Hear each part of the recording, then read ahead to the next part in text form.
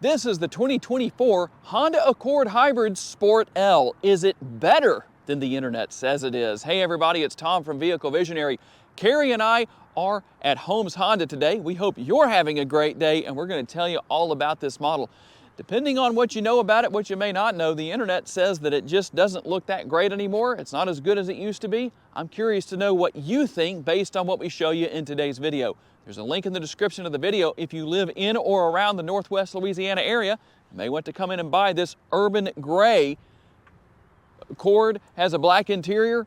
It is the Hybrid Sport L trim level. So let's dig in and see what we have. A nice wide, broad stance. Definitely gives it a sporty look. And Honda says, and I can already tell you from experience, that the dual electric motors really give this model a very sporty feel out on the road. LED lighting, nice and bright. LED daytime running lights. You're going to have your headlights down in this area. A little bit of a different design, obviously, from what we saw with the 10th generation. Tell me what you think about that.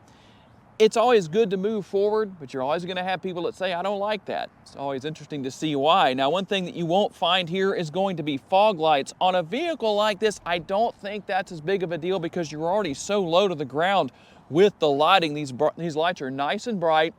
I don't think that's going to be an issue, but tell me what your thoughts are. You will find active air curtains right here. That's what this area is. It allows air to flow in and through the front end. That's going to reduce drag and increase aerodynamics. Always a benefit, especially if you're going hybrid, because you want to save as much gas as possible. And when we look here at the front end, an interesting combination of a couple of different designs here. We're going to have the slats that run parallel all the way across, and then these areas right here. It just gives it a nice sporty look. The Honda logo, I think it's the right size here for this particular model. Obviously, these models only come in front-wheel drive. I know there's some people out there saying, give me an all-wheel drive Accord. Can't say that's ever going to happen, but we'll see down the road. How about your tire and wheel setup? The width is going to be 235. The sidewall is going to be a 40 series wrapped around 19-inch wheels. And for those who like to see the remote, there is what you have. Everything you want is definitely there, including the remote start. Here on the side view mirrors, we're going to have the gloss black mirror caps. Very nice look there. We're going to have the power adjustment here. Carrie can come around and show you that you have blind spot monitoring, or the blind spot information system built in. By the way, that remote is a proximity key. It has the walk-away feature, and you also have Honda sensing here. That's going to include adaptive cruise control, collision mitigation braking, road departure mitigation, traffic jam assist, lane keeping assist. It's all there. And obviously, you're going to have some nice accents here with gloss black for your shark fin antenna on the roof. I think that sets things apart nicely, as well as your spoiler here on the rear, also in gloss black. Now, one thing that is interesting, I'll let Carrie show that to you real quick.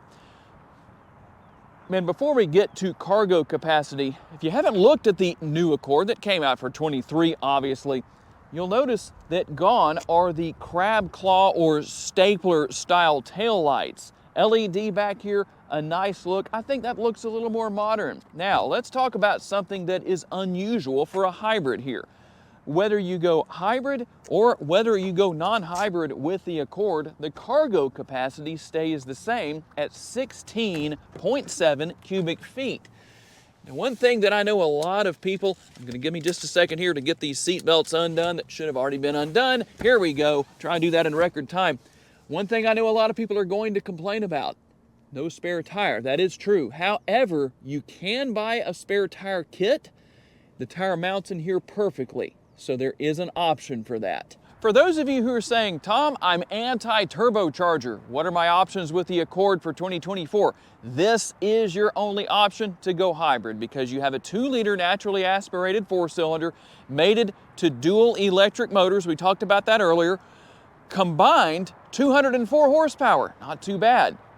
247 pounds-feet of torque. It is mated to an ECVT. Try it before you judge it, and I'll have Carrie come around here and show you those all-important MPGs on the sticker. Kind of hard for both of us to get up there, but here are the numbers. 46 city, 41 highway, 44 combined, 2.3 gallons of gas per every 100 miles driven. And let's go over here to the other side of the car real quick. Something that I think is a really nice feature. Right now, the interior is unlocked. So you'll notice that I can easily unlock the gas door right there. Well, I'm going to get the remote out and lock the interior. Now that gas door is locked. That's always good to know. Just gives you a little bit of peace of mind since you have capless fuel fill here. If you're curious, this is a 12.8 gallon gas tank. All right, let's talk about what your rear seat passengers will find and won't find. We'll start with the door panel over there and let Carrie give you the armrest test. And we always rely on Carrie's thumb to tell us thumbs up, thumbs down, neutral. He's giving us a thumbs down there. A little bit hard. Not terrible, but you need to put your own arm up there to make your own decisions on what you think. You do have a decent sized door panel, or door pocket, I should say, as part of the door panel. That's what you'll have there. As we move here into the interior, I can say this back seat is comfortable. The seats have a little bit of recline built into them. You won't be able to change that. It's just set where it is. There's no way to move that, but it is comfortable. I have a decent amount of space above my head. Keep in mind, 5'10". I'm sitting straight up. I'm really comfortable back here. Plenty of room in front of my legs right here. And obviously that's going to vary depending on where the front seats are set. Speaking of the front seats, we do have the rear seat pocket, singular, one pocket here. And we also have the fold down armrest right here. Let's see if I can get that down with the cup holders built in. Now that is really soft. So if you're looking for the soft armrest, that's right there, cup holders. And an interesting thing here with the latch system is that you don't have anything you have to keep up with really. You do have the latch system right here, but getting this back in place is interesting. You just have to kind of tuck that in there. It's definitely nice that you don't have to keep up with any pieces that cover that or anything like that.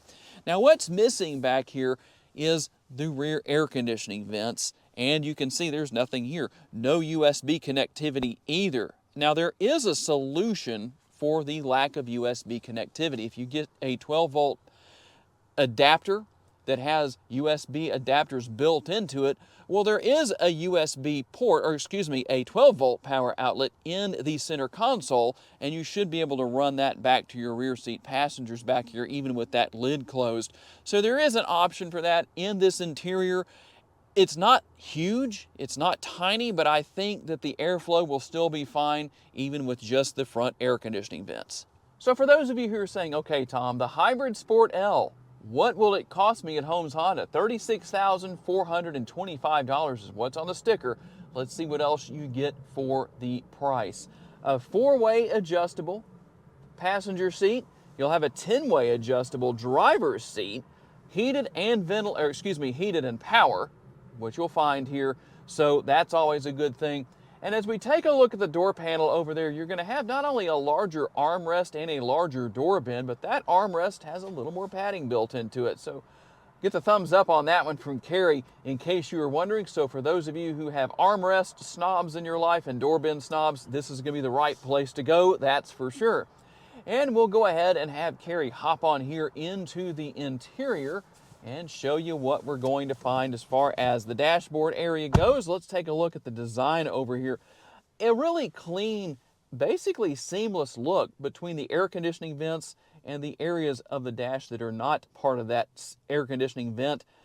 You almost can't tell the difference if you don't look closely enough at it.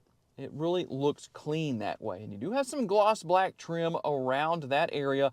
I don't think that's in a bad place because you shouldn't have a lot of fingerprints there. That's always a good thing.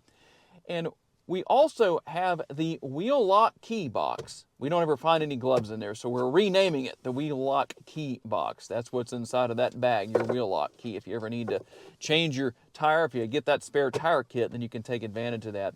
And let's talk about the center screen. For those who talk about the 9-inch screen that's available on some Honda models not being large enough, here's 12.3 inches worth of screen. Quite a bit going on here actually, very easy to deal with. If you're directionally challenged, well, there's a very easy way to deal with it. You can see what direction we are currently pointed in. And then right here, There is so much here. I'm just going to pick and choose a couple of different areas. But we go into vehicle settings. If you need to calibrate your TPMS sensor or tire pressure monitoring system, let's get that correct. Boy, say that 5 times fast. You might be able to do it, I might not. But you can see what all is here as far as your different features and functionality go. It's actually really nice to see the graphics animated. Just kind of a nice look here. Pretty obvious what you're looking at with every area of the vehicle. You do have wireless Apple CarPlay and wireless Android Auto compatibility here. You do not have to tether your phone or plug in your USB cable. And we also have the multi-view rear view camera. Very nice and very clear. I like that. That works out well. So that's a good thing. And I do like the fact that Honda uses 100% of this screen. It's not just a portion of it, as you can see. And if you want to, you already saw it earlier in the video. Let's go back here. Here is how you can keep up with power flow. That's your power flow meter. Easy to deal with. You know what's going on with the vehicle when we're driving down the road on our test drive. I will have that on the screen in case you want to watch the screen instead of what's going on in front of us on the road. You never know what might happen because of those great Louisiana or Shreveport drivers out there. Dual zone climate control down here.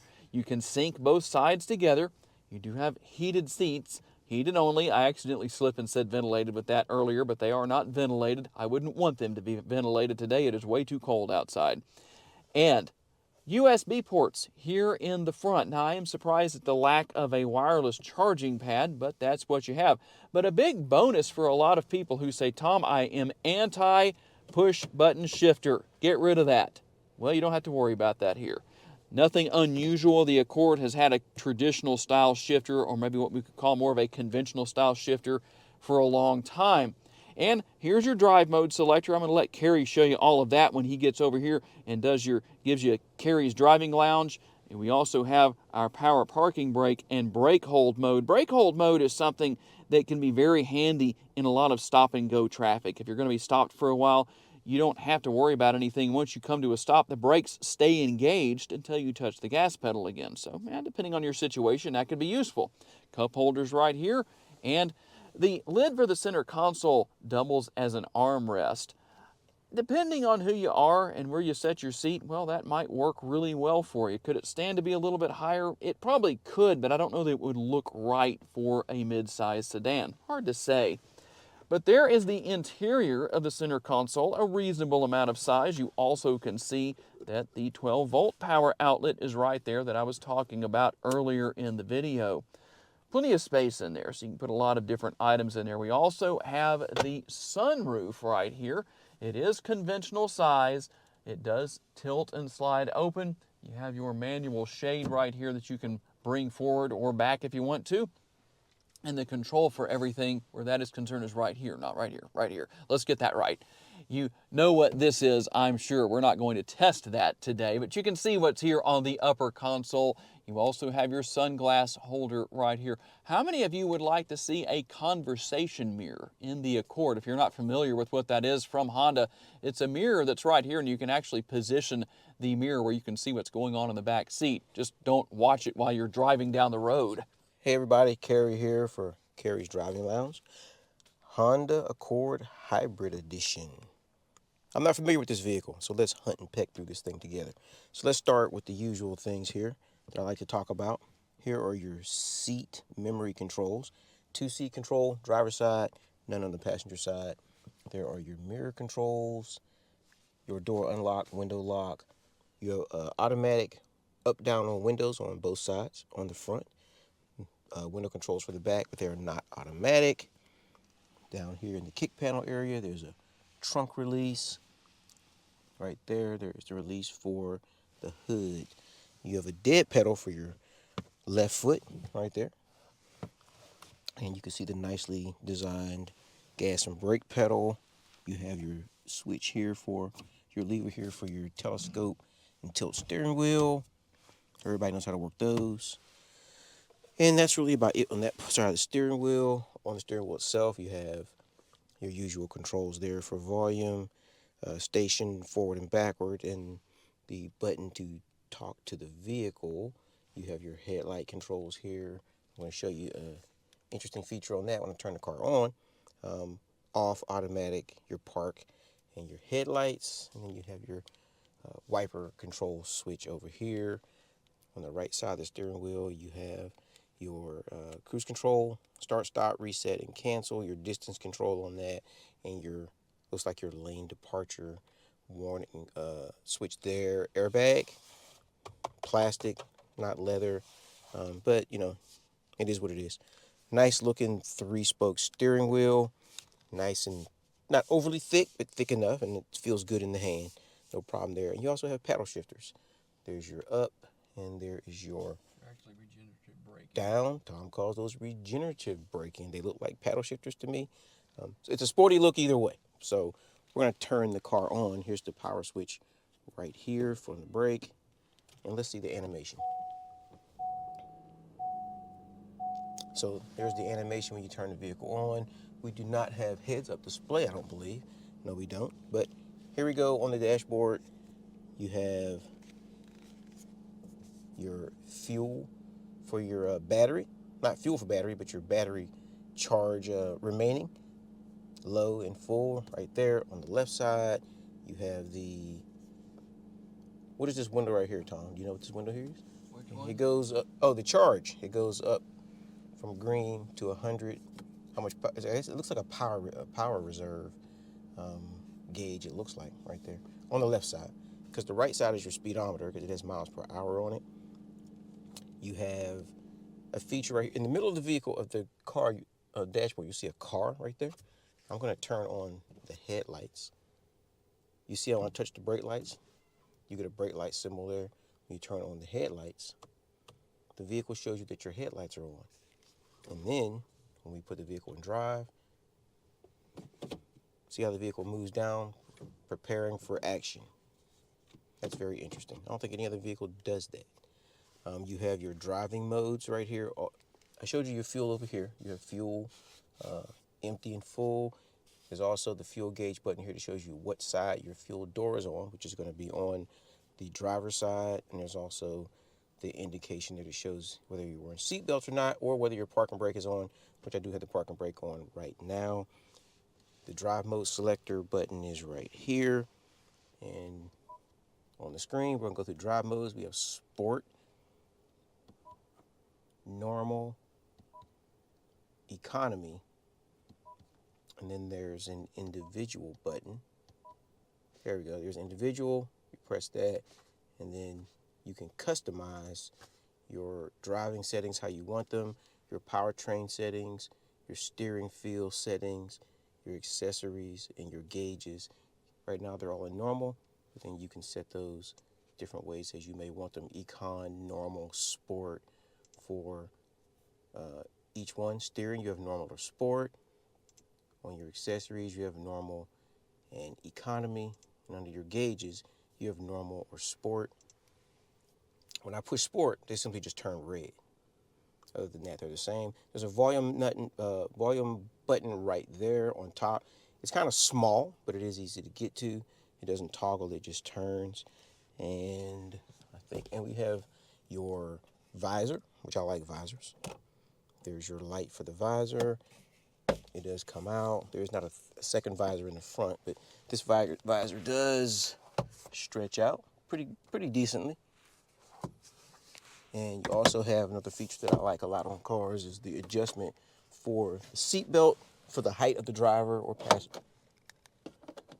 I think more cars should have that. It also has grab handles on all 4 corners for spirited driving when you're the passenger and you need to hold on. There's a speaker right here in the A-pillar and vents for the air conditioning and your door release and your lock button. And very nice vehicle. There's another button here that I didn't go over. It's the battery button right there. Push that and it gives you your battery and EV mode for your driving. And very nice vehicle. And that ends it today for Carrie's Driving Lounge. See you next time. All right, here we go on the test drive with the Accord. A very fun vehicle to drive. You really might not think of a hybrid Accord as being fun to drive, but I'll tell you what, it really gets down the road, and when you need to get up and go, it will get up and go. I know a lot of people might say 204 horsepower may not be enough, but in my experience, it just seems to be really perfect. A very well balanced vehicle. And while we may not have a lot of weight in the vehicle right now with just myself and Carrie, it's still getting down the road perfectly fine. We stepped on it a little bit earlier to get out, get into traffic and everything, and it was no problem. Getting up to the speed limit, getting a little bit above it so we could be ahead of everybody. It was no problem. If I wanted to go around this 18-wheeler, I could. I'm not going to worry about that, but I could very easily do that.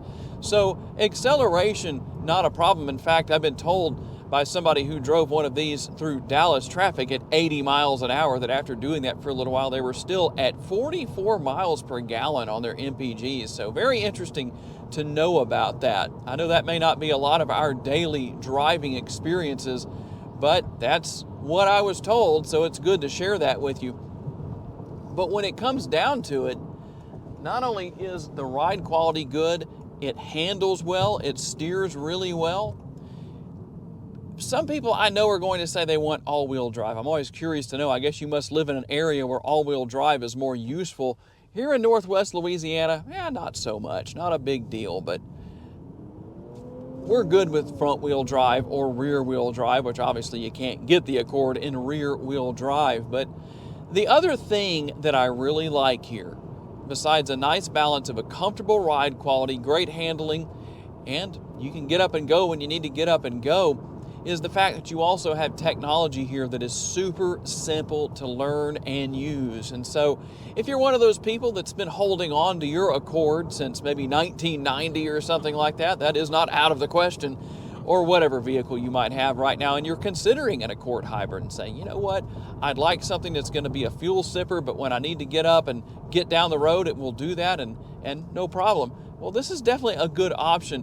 But you look at the technology, and I can understand a lot of people saying, yeah, that technology kind of scares me. Well, this is not scary technology. It's not difficult to learn. It's not hard to use. It's not hard to learn at all.